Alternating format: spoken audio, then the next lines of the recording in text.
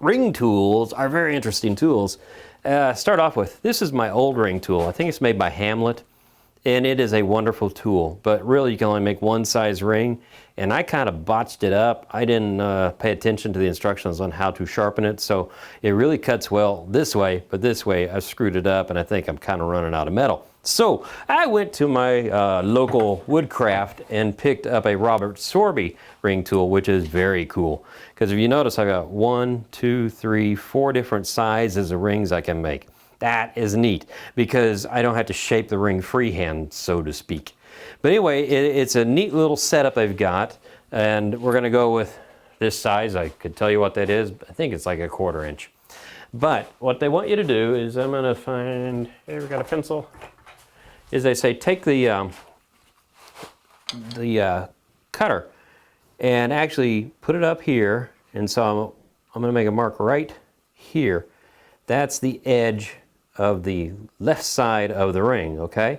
So what I'm going to do with that is turn this on and turn it off real quick. Okay, and then we come over here and here we are. I'm going to take my parting tool, and you can see I've already parted the wood down a ways because I want to make my rings smaller than the base of the cup, because if they fell off, I don't know what that would do to the wedding or to the marriage. If they break, the marriage is gone, but if the rings fall off, I'm not sure what that means. Anyway, so we're going to just take the parting tool to the outside here, and we're going to come down a little ways and just make a clearance area for the tool to work. Now think of it this way. You can make as many rings as you want or try as many times as you want, but you're limited by how much wood you have left here. So don't waste your opportunities.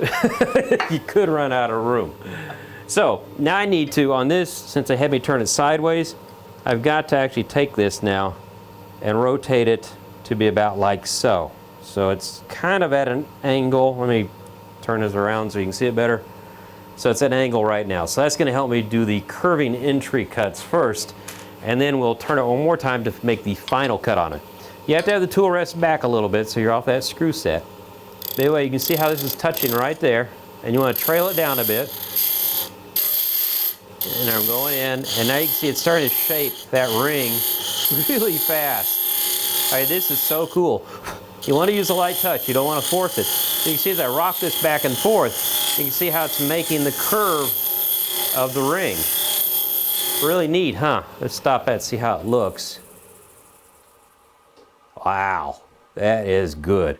So the next step, they say, is to now take this and loosen it.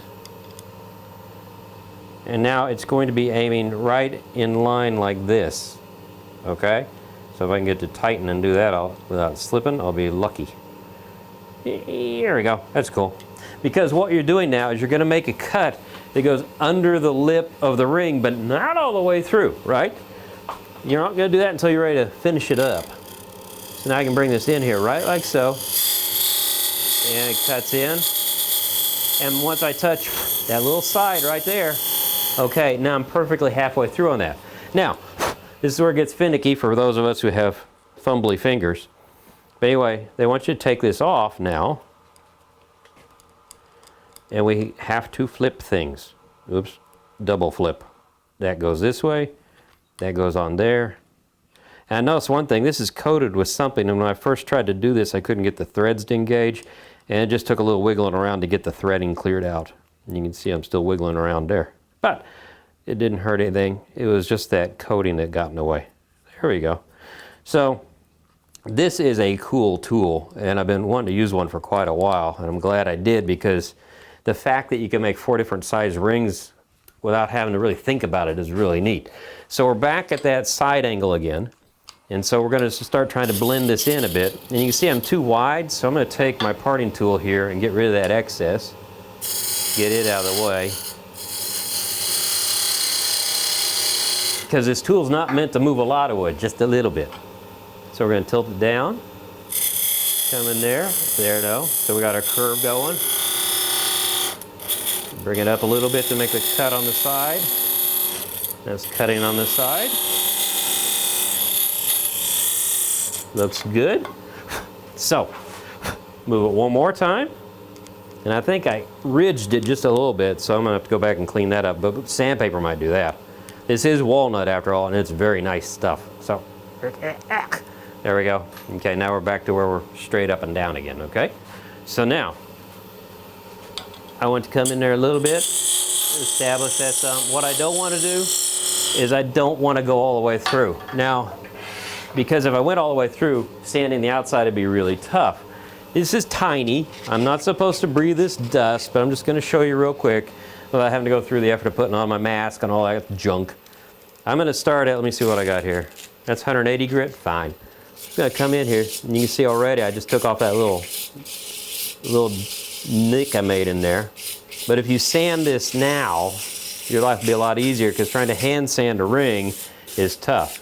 But again, if you do this, make sure you put on breathing protection. Don't do as I do as I say. I think that's it. Anyway, so let's just assume that that's beautifully sanded now. Okay, so what's the next step? Bring this back up. Always turn the lathe off before you move the tool rest. Back to that do as I whatever thing statement. Okay, we gotta pick up our speed here. And now, here comes the final cut.